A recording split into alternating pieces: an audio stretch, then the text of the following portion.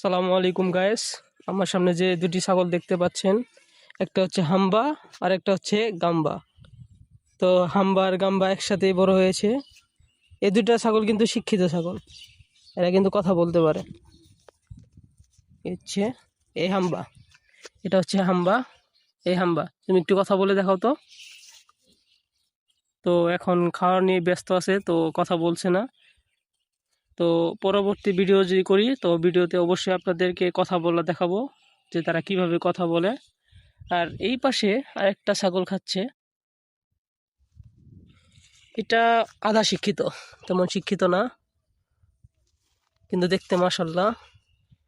আর এই পাশে আরেকটা আছে, এটাও আধা শিক্ষিত। ঘাস কিভাবে খাচ্ছে দেখুন। এটা হচ্ছে কিন্তু